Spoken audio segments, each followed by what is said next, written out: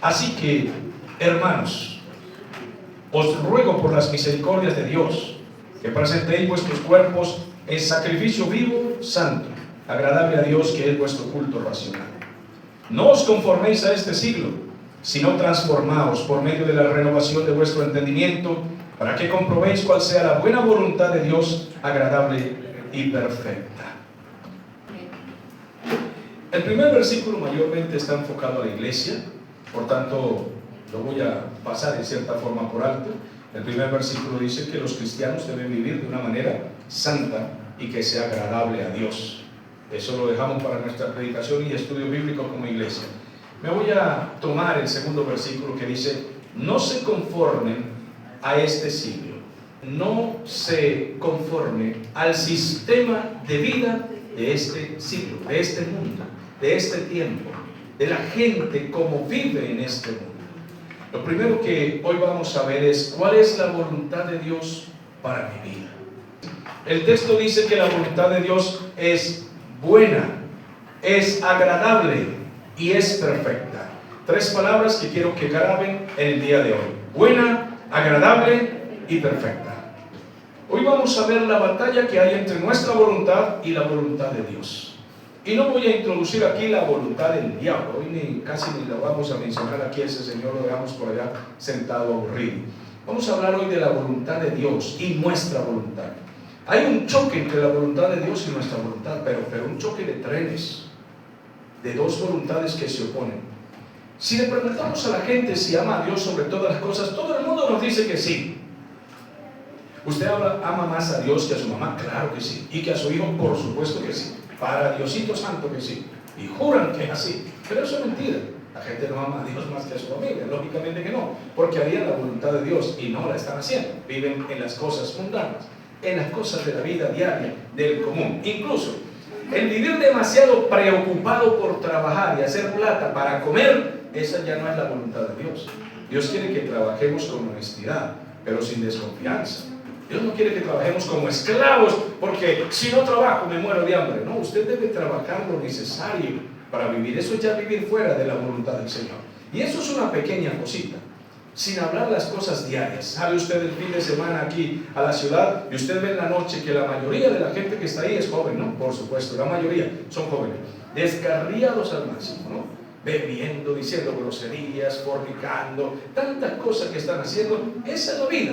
Pero pregúnteles a ellos ahí en la cantina: ¿ama usted más a Dios que a la cerveza? Por supuesto que sí. Y se la están echando encima. Entonces es una mentira. El mundo vive totalmente en contra de la voluntad de Dios, pero no lo saben, lo ignoran. Tendríamos que averiguar cuál es la voluntad de Dios para mi vida. Y eso no se lo va a decir un psicólogo, no se lo va a decir un filósofo, no se lo va a decir la religión, no. La palabra de Dios, la Biblia, contiene cuál es la voluntad de Dios. La voluntad de Dios es buena, agradable y perfecta porque me va a guiar a la salvación. Y todo lo que me desvíe del camino de la salvación no es la voluntad de Dios. No importa si es mi propia madre que me está guiando fuera del camino de la salvación, no es la voluntad de Dios que obedezca a mi madre en caso de que mi madre me guíe fuera. No podemos decir siempre que nuestros padres y abuelos nos van a guiar por el buen camino, a menos que sea gente que conozca la palabra de Dios, la voluntad de Dios. La voluntad de Dios es buena, agradable y perfecta. Entonces yo quiero mencionar la crisis que estamos viviendo de manera resumida. Yo voy a mencionar 5 cosas que nos tienen en crisis en este mundo. De cada una de ellas yo podría hacer una predicación, pero aquí vamos a salir la semana entrante.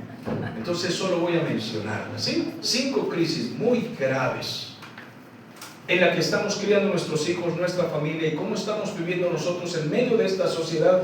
Y quiero que piense, ¿sí? Tenemos en primer lugar una juventud rebelde.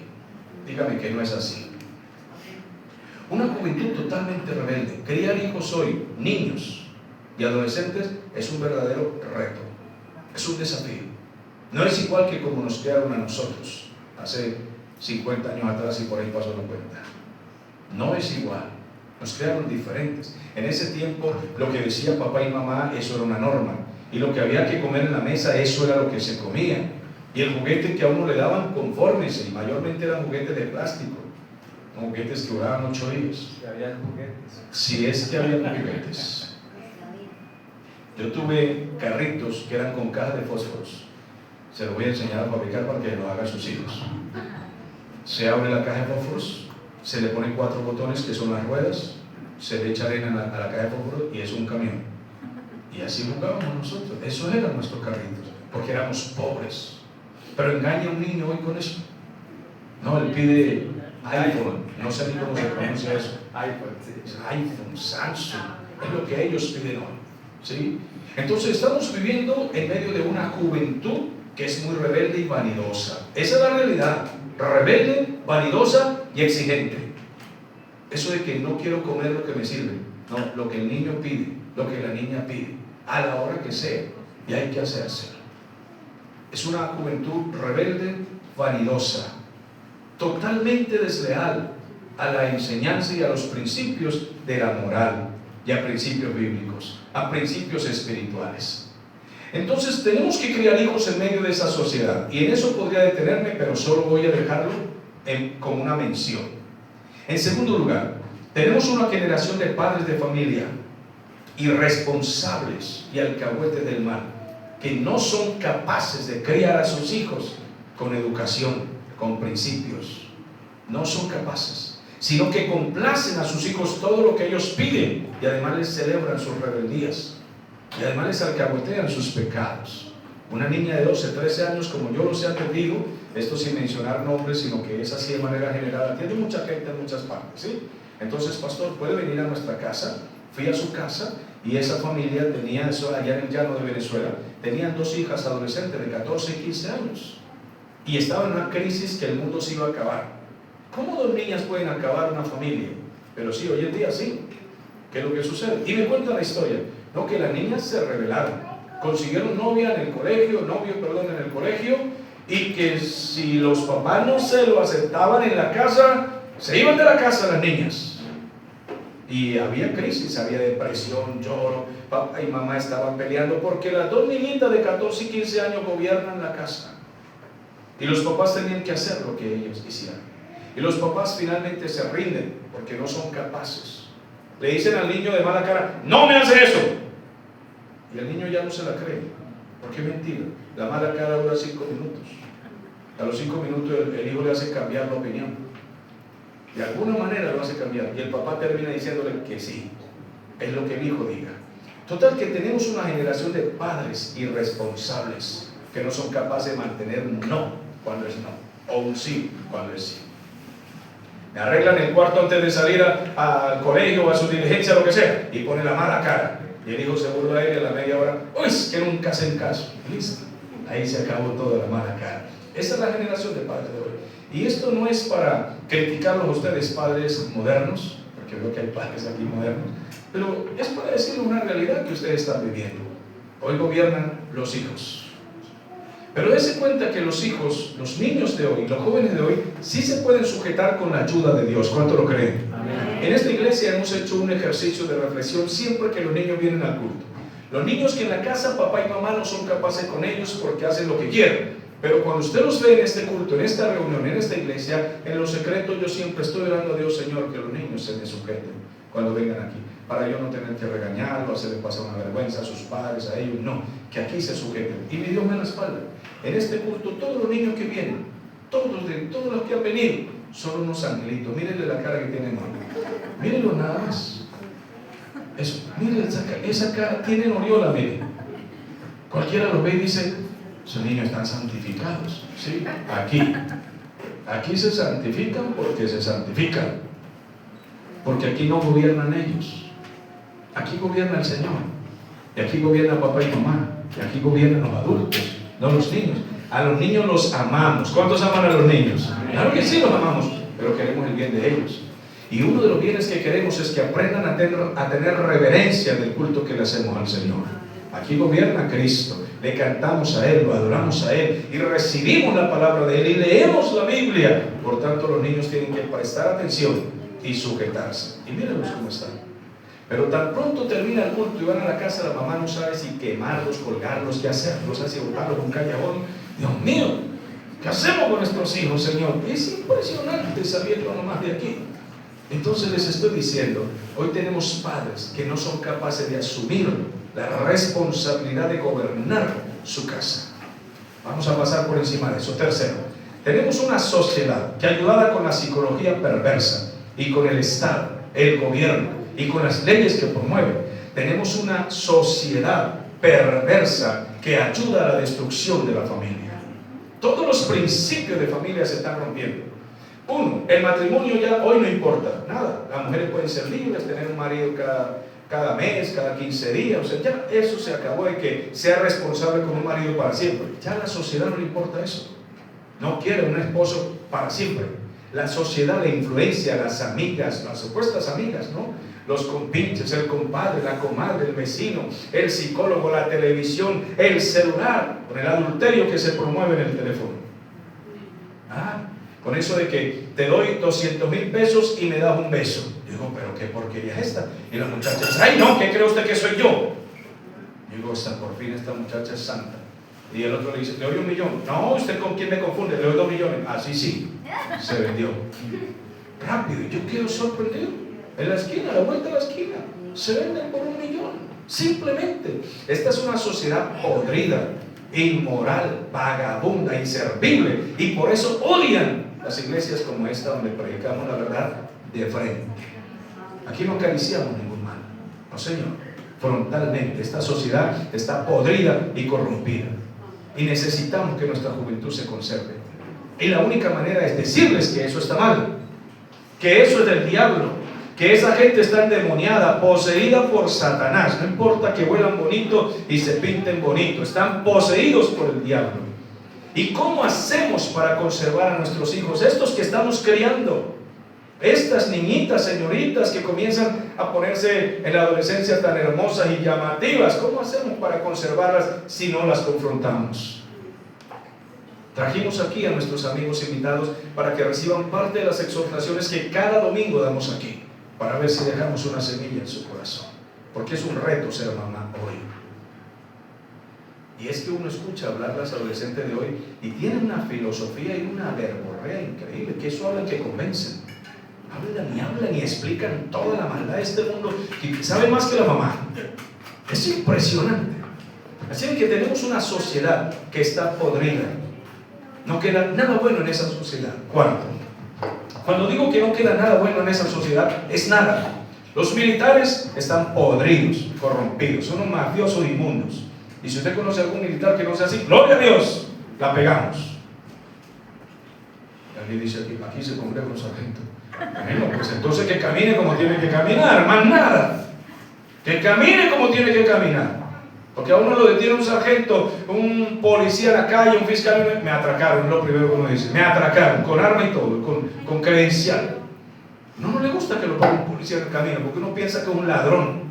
Y ya eso es lo que calificamos, porque en general los militares están corruptos, los médicos están corruptos, la OMS está corrupta, el gobierno está corrupto, los candidatos al gobierno son unos corruptos, mafiosos, ladrones, mentirosos todos. Si conoce alguno que no sea así, gloria a Dios. Todos son criminales, son asesinos, están metidos en mafias, mienten, engañan al pueblo, seducen al pueblo. Por eso viene el gobierno del anticristo, que es el gobierno mundial que va a engañar a la humanidad entera, porque la humanidad cree en los políticos y aplauden a los políticos y creen que son los salvadores del mundo. Hasta aquí me estoy dando a entender, pero voy al quinto punto, que es lo que más me duele, pero tengo que mencionar. La religión en todos los sentidos está podrida, es una corrupción. Yo no creo en la religión, no creo en religión, de ninguna religión, yo no creo en ninguno. Para mí son unos mafiosos todos, mentirosos. Montan una iglesia, un Tarantino, una religión para puro hacer plata y ser mafiosos. Es para eso que montan un Tarantino. Sé que hay pastores honestos, sí, pero hay que buscarlos. Hay que buscarlos, hay que esculcarle los bolsillos para ver cuáles son. Hay que ir a la casa a ver quién es su familia, qué hacen, de qué viven. Hay que ir a su iglesia a escucharlos, no una sola vez. Usted tiene que venir aquí 50 veces, a escuchar el mensaje repetidamente, ver quién es mi familia, ir a la casa, preguntarle a los hermanos. Usted no puede dejarse comprar con un mensaje. ¿Me están comprendiendo? No, señor. Usted tiene que estar de cerca, hacerse amigo de ese pastor, ver qué hace, dónde vive, en qué anda. De lo contrario, no. Yo, si no fuera pastor, no conseguiría una iglesia fácilmente. Hay gente que ve un Tarantino afuera que dice, iglesia del poder de Dios que derriba gente y levanta paralíticos, y ahí se meten, se comen el cuento rapidito. No, yo no, hermano, yo no, puede decir lo que quiera. Iglesia del poder pentecostal del Tarantín que el Espíritu Santo derriba y escupe fuego. No, yo no le creo, no le creo, son unas mafias, las religiones son unas mafias. Ahora, ¿hay pastores sanos? Sí los hay, yo escucho algunos, pero porque los hemos seguido durante años. Los hemos investigado, su vida, qué hacen, incluso si han cometido errores o han pecado, si se han recuperado o no. De lo contrario, no los seguimos, son mafiosos. Comprenda eso. ¿Y por qué me duele esto? Porque entonces, si estas 5 cosas que prácticamente engloban la sociedad y la iglesia, que es en lo que nosotros confiamos, ya no podemos confiar, ¿qué queda? Es para allá donde voy. ¿Cuál es la voluntad de Dios entonces para mi vida en medio de una sociedad tan corrupta que ya ni siquiera hay iglesia donde uno asistir a escuchar la palabra? Lo primero que tengo que hacer es comenzar precisamente en la casa, a tener un libro como este maravilloso libro que se llama la Biblia en la casa. En la casa hay que comenzar a leer la Biblia, la palabra de Dios, hay que escudriñar. La palabra de Dios es infalible. La Biblia ha sido defendida por Dios mismo durante siglos. La han quemado, la han destruido, han intentado torcerla, han hecho de todo, y Dios sin embargo ha conservado su palabra pura para que la gente que la desee pueda escudriñarla. Cuando Dios lo vea a usted con la intención de escudriñar la palabra y de conocerle a Él, Dios lo va a guiar a usted por el camino derecho. Comienzo con algunos textos bíblicos, no sé si Anthony me puede ayudar. Hebreos capítulo 4 versículo 12. En medio de una sociedad corrupta, si yo no fuera pastor, yo tomaría este consejo. Porque si yo no fuera pastor, no tendría esta iglesia. Entonces, si no fuera pastor, me tocaría ir a una iglesia a sentarme. Y yo me pregunto, ¿en cuál iglesia me sentaría yo? Si yo soy tan desconfiado. Yo no me siento a escuchar a un tipo ahí que yo no sé quién es. No, yo no. Yo muy rápido. Entonces, le voy a dar consejo a usted, que tiene que sentarse en una iglesia a escuchar, y usted, algunos de ustedes no me conocen. Entonces, ¿qué tengo que hacer? Comenzar a escudriñar la palabra. ¿Qué dice la Biblia? Y Dios nos va a guiar.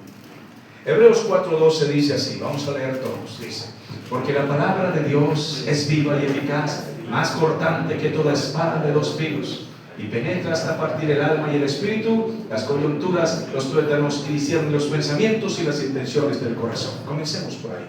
Porque la palabra de Dios es viva y eficaz. Ella produce vida. Y ella es eficaz para hacer la voluntad de Dios en mi vida. Usted no puede hacer la voluntad de Dios a menos que conozca la palabra de Dios. Porque usted no sabe cuál es la voluntad de Dios, pero en la Biblia está cuál es la voluntad de Dios. ¿En qué quiere Dios que ande usted? Lo primero que le estoy entregando es, cómprese una Biblia.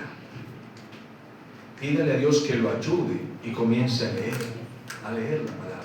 El Espíritu Santo lo ve a usted, no con intención de saber más que los demás, sino con el deseo de saber cuál es tu voluntad para mí. ¿Qué es lo que tú quieres que yo haga? Si debo asistir a una iglesia, usted le va a preguntar a Dios, ¿dónde? Estoy seguro que si usted es sincero con Dios, Dios no lo va a lanzar a una cueva de ladrones. No. Si usted es sincero con Dios, Señor, ¿dónde debo ir a escuchar la palabra? El Señor le va a guiar a usted. Yo me pongo en el lugar de las multitudes que buscan iglesia. Yo digo, supongamos que yo no predicara el Evangelio. ¿A qué iglesia llevaría yo a mi familia si yo no confío en esos señores? Entonces, ¿dónde iría? Para mí es difícil. Bueno, yo me pondría en la tarea de escudriñar la palabra con mi familia y de escudriñar a esos señores que predican para ver cuál es sincero, de qué habla, qué predica, qué habla, quién es, dónde vive. Si veo que ese tipo carga 4 guardaespaldas y aviones y camionetas último modelo, no vuelvo a esa iglesia nunca. Porque ¿para qué guardaespaldas a un pastor? Explíqueme, ¿para qué? Si yo le he predicado a mafiosos, a pranes, a hombres peligrosos, me han puesto armamento en el pecho y no he necesitado guardaespaldas. Nunca. He recibido amenazas. Nunca he necesitado guardaespaldas. Jamás. Les he hablado la palabra del Señor de frente. Porque tengo un guardaespaldas. ¿Cómo se llama? Dios mismo, Jesucristo. El Espíritu Santo, ese es mi guardaespaldas. ¿No es maravilloso? No necesito guardaespaldas ni nada de eso. Nunca hemos necesitado robarle a nadie nada para predicar el Evangelio, ni quitarle a nadie nada para predicar la palabra del Señor. confiando siempre que si Dios nos llamó a predicar, Él nos sustentará. Y siempre habrá el medio para sustentarnos, sin necesidad de estafar a nadie. Comience usted entonces a escudriñar la palabra porque ella es viva y eficaz. Ella es cortante. ¿Qué significa cortante más que toda espada de dos filos? Que cuando usted lee la palabra y la escucha con atención, si usted hoy está escuchando, la palabra es una espada que va a entrar en su espíritu y va a escudriñar en usted lo que a usted no le agrada, es decir, lo que a Dios no le agrada más bien, y lo que usted debe sacar de su vida. Es ahí donde las esposas aprenden que deben ser respetuosas, amantes, criar bien a sus hijos, amantes de su esposo, sujetas. En este modernismo no se le habla a esposas sujetas. Yo no me le sujeto a nadie, dicen. No, pero es lo que la Biblia dice si tiene esposo. Que sea sujeta, que sea amable, que sea cariñosa. Y es cuando Dios comienza a tocar el corazón de las mujeres rebeldes. Dicen, esa parte no me gustó, me voy para otra iglesia. Pero eso es lo que Dios quiere de usted. A los esposos los enseña a ser fieles, respetuosos, a que no griten a su esposa, a que la traten prudentemente, a que la defiendan, a que trabajen duro, a que sean responsables con sus hijos y que nunca abandonen su casa. Eso enseña la palabra del Señor cuando la escudriñamos con juicio. Gracias. Cuando escudriñamos con juicio, cuando oramos con juicio, cuando pedimos al Señor que nos guíe. Ella es viva y eficaz y cortante. Y cuando corta, ella va a abrirnos dentro y va a sacar de nosotros toda esa ira, todo ese odio, todo ese rencor, ese resentimiento. Cuando yo llegué al Evangelio, era una persona con resentimiento, era una persona con odios, con venganzas en mi corazón. Tenía enemigos a los cuales yo quería matar, acabar. Y eso lo digo en resumen, siempre cuido de los niños. Pero cuando yo llegué al Evangelio era así. Llegué lleno de odio, de resentimiento, de personas que yo quería acabar. ¿Y cómo me costó? Pero tuve que hacer la voluntad de Dios. Perdonar, aprender a bajar esa ira, ese odio, ese resentimiento. El Señor dijo que perdonemos las ofensas que otros nos han hecho, así como Él nos perdonó a nosotros. ¿Qué nos perdonó? ¿Qué nos perdonó? Nuestros pecados. Entonces, así perdonemos a los demás. Así de que cuando escudriñamos la palabra, que es viva y eficaz y cortante más que toda espada de dos filos, porque ella penetra hasta partir el alma y el espíritu y discierne nuestros pensamientos, las intenciones de nuestro corazón. El Señor nos ayuda a clasificar entre el bien y el mal. Él nos da el discernimiento incluso para no dejarnos engañar. Mire, le diré una cosa. La gente que se está formando en esta iglesia, esta gente que estoy formando aquí, yo creo que fácilmente no se deja estafar por un predicador mentiroso que le gusta decir, deme su carro que Dios lo va a bendecir. Yo no creo que se dejen estafar, porque han sido formados, enseñados en doctrina y saben discernir entre la mentira y la verdad, entre el bien y el mal, entre los lobos rapaces y los predicadores. Y les he enseñado cuáles son las características de un predicador verdadero. ¿Sí se nos ha enseñado o no, Gustavo? Le digo, cuando escuchen un predicador por internet o una iglesia, lo que sea, ustedes le van a ver estas características. Y saben diferenciar entre la verdad y la mentira. Por eso nos enseña a discernir la palabra entre la verdad y la mentira. El bien y el mal. Los falsos y los verdaderos. Y usted tiene que aprender a discernir y a conocer a la gente. Y a la gente cuando la tratamos y la conocemos de cerca, Dios nos da la capacidad de discernir quiénes son esos tipos. Así de que lo primero que le estoy aconsejando para saber la voluntad de Dios, escudriñe la palabra del Señor. Lo segundo, si usted escucha la palabra del Señor, pues es necesario que comience a obedecerla. Vamos a abrir 2 Corintios capítulo 10, versículo 5. Leemos la palabra de Dios en el nombre del Padre, del Hijo y del Espíritu Santo, derribando argumentos y toda altivez que se levante contra el conocimiento de Dios y llevando cautivo todo pensamiento a la obediencia a Cristo. ¿Se da cuenta? Amén. La necesidad de oír la palabra es para obedecerla, para derribar todos los argumentos falsos de los hombres, filosofías, religiones, estafas, mentiras, chismes, calumnias, lo que sea, todo argumento perverso humano, hay que derribarlo y llevarlo cautivo a la obediencia a Cristo. Si usted escucha la palabra, y hoy ha escuchado que esta sociedad de jóvenes modernos están corrompidos, ¿qué deben hacer los jóvenes que me están escuchando? Obedecer. Dice, sí, la sociedad joven está corrompida y yo no debo ser como mis amigos, mi vecino, mi compañero. Pero los jóvenes, si están escuchando y dicen, no, este pastor es exagerado, yo quiero seguir en las cosas que los jóvenes hacen. Ya esa es una decisión suya. Pero al escuchar la palabra, debo ser obediente. ¿Qué le decimos a estas jovencitas que está criando mi hermano Nelson, sus hijitas, que ya están adolescentes? Yo les digo a veces en son de juego, cuídense los vampiros, cuídense los zancudos. Ustedes entienden la metáfora, ¿verdad? Porque verán qué pasará con los zancudos, vienen infectados. Le digo en forma de metáfora, cuídense los zancudos, cuídense los vampiros. Todos entienden cuáles son los vampiros, ¿verdad? Los que chupan la sangre de las adolescentes. Entonces hay que cuidarse. ¿Qué tienen que hacer esas jovencitas? Obedecer. Porque es por su bien que les estamos diciendo.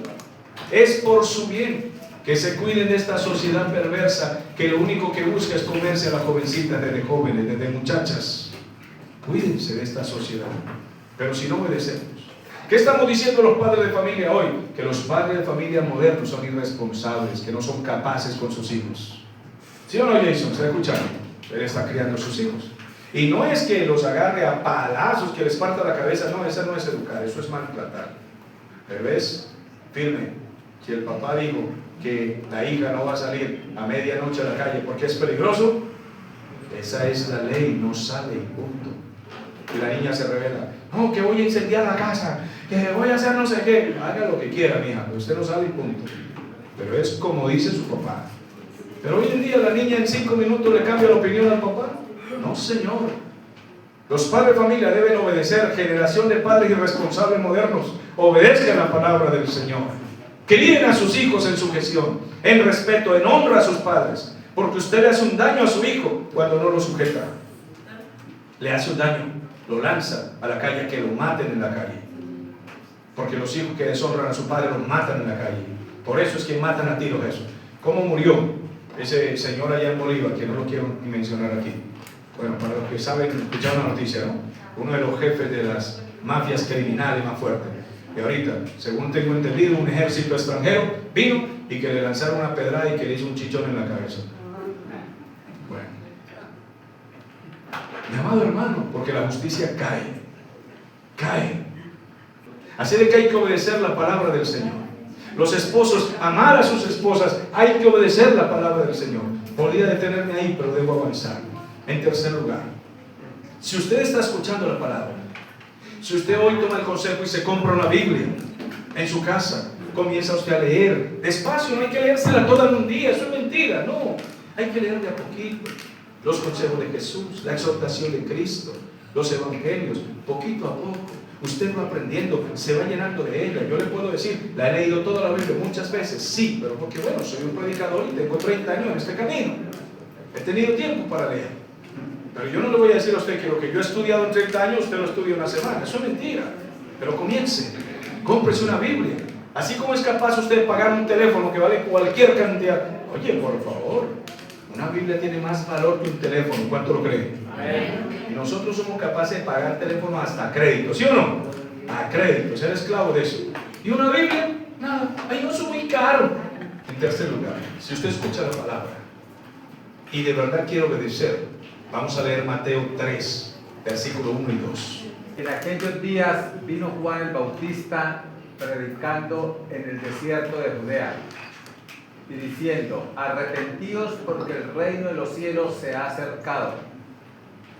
Hagan de cuenta que hoy yo soy para ustedes como Juan el Bautista, que está en medio del desierto. Nada que parecido. Juan el Bautista estaba en un desierto, en este desierto que hay aquí, un desierto con aire acondicionado.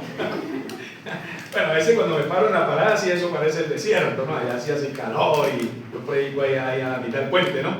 Pero aquí, el desierto está como ya. Juan el Bautista estaba en el desierto, donde había escorpiones y culebras, y allá predicaba y gritaba, y la gente del pueblo se iba hasta el desierto, hacían las predicaciones que decían, quiero ir a escucharlo. No se arrepentían todos, pero tenían, o sea, les causaba impresión el hombre.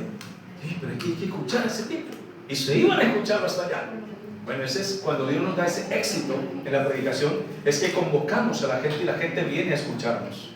Entonces hoy Véame como un Juan el Bautista que está diciendo arrepentíos o pereceréis. ¿Y qué es arrepentirse? Un giro, un cambio de vida. Cuando usted rinde su vida a Cristo, su vida da un giro.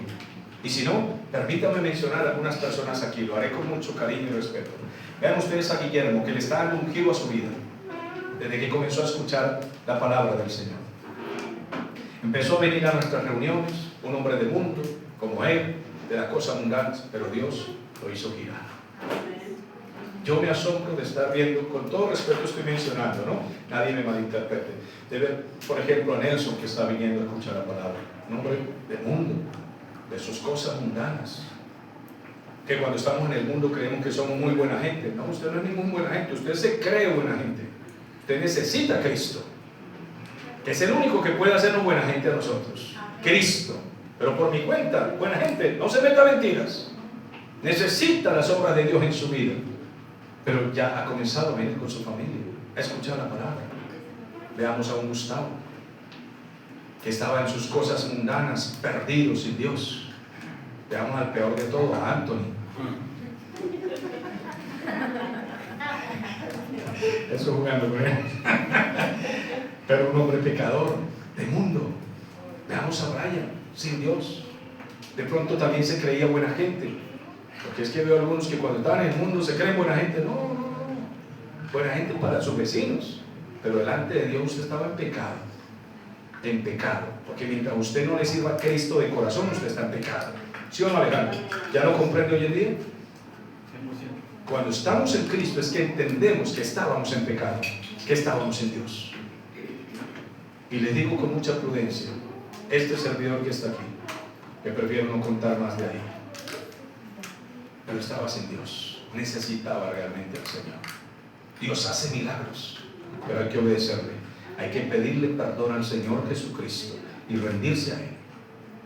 Y en cuarto lugar vamos a leer en ese mismo capítulo el versículo 8. ¿Qué dice Enrique? Lea. Haced pues frutos dignos de arrepentimiento. Entonces, si usted realmente se ha arrepentido, su vida dará fruto. No es cuestión de decir, sí, yo estoy arrepentido de haber tratado mal a mi mamá. No solo decir, no, que se vea fruto, que se vea el testimonio de que su vida cambió. Porque a la gente que tiene a Cristo se le nota. Mi familia sabe, mi esposa sabe, mi familia sabe quiénes éramos en Dios y quiénes somos ahora, nuestra familia. Porque los vecinos pueden decir, ay sí, el pastor Jair se le nota que es buena gente. Sí, pero usted no me conoce ni me conoció sin Dios. Nuestra familia sí lo tiene que saber. Mi papá era un hombre feliz de verme predicar. Otra vez vuelvo yo con mi papá, no debería ni mencionarlo porque se me parte el alma. Mire, mi papá era un hombre que me escuchaba predicar.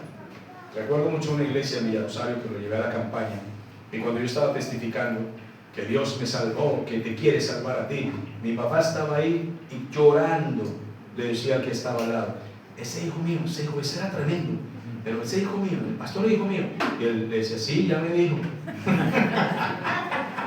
Pero mi papá era feliz de verme predicar, porque mi papá me conoció sin Dios, sin Cristo, en mi vida mundana. Estaba muy descargado, muy mal. Pero mi Señor hace obras reales. Yo casi nunca hablo de mi testimonio, de quién era sin Dios, porque prefiero que la gente conozca lo bello que Dios ha hecho en nosotros y no lo feo que éramos sin Dios. No quiero eso para mí. Ni darle mal ejemplo a los niños aquí, no quiero eso. Ni animarlos a hacer lo malo, no quiero eso. Quiero que ellos se animen a servir al Señor. Y le he preguntado a niños que han escuchado mis predicas, ¿qué les gustaría hacer cuando sea grande? Y algunos me han respondido, quiero ser pastor. Significa que los hemos inspirado. Quieren ser pastores porque podemos inspirar a los niños con nuestra palabra y nuestro testimonio. Esa es una bendición. Así que les he mencionado 4 cosas de la voluntad de Dios especiales: que escuchemos la palabra, que la leamos. En segundo lugar, que la obedezcamos. En tercer lugar, que usted proceda a entregar su vida a Cristo realmente. No me diga, sí, yo creo en Dios. No, porque hasta el diablo cree en Dios. El diablo sabe que hay un Dios, pero el diablo es un rebelde. No es cuestión de creer que hay un Dios en el cielo. Eso lo sabe todo el mundo. Hasta los ateos saben que hay Dios. ¿Por qué? Porque los ateos pelean con Dios. Dicen que son ateos y se la pasan peleando. Yo no creo en usted. Está loco entonces. No creo en usted, pero sabe que allá está, ¿no? Entonces, son locos. Dios existe, aunque el ateo diga que no hay Dios. Dios existe. Pero no es cuestión de saber que existe, es rendir nuestra vida a Él y dar fruto, que se note que somos criaturas nuevas. A mis amigos que nos visitan hoy, le dejo esta semilla en su corazón para que se vayan a su casa, y pido a Dios que mientras reflexionan en esta palabra no duerman tranquilos, estén en la noche ahí pensando: ay no, desde que ese pastor me predicó no puedo ni dormir. Eso es lo que deseo, que no puedan ni dormir hasta que le entregue su vida a Cristo. ¿No es maravilloso el Señor? Yo dejo esta semilla para los que nos han visitado hoy y para todos nuestros hermanos. Póngase de pie y vamos a agradecer a Dios. Señor, te doy gracias.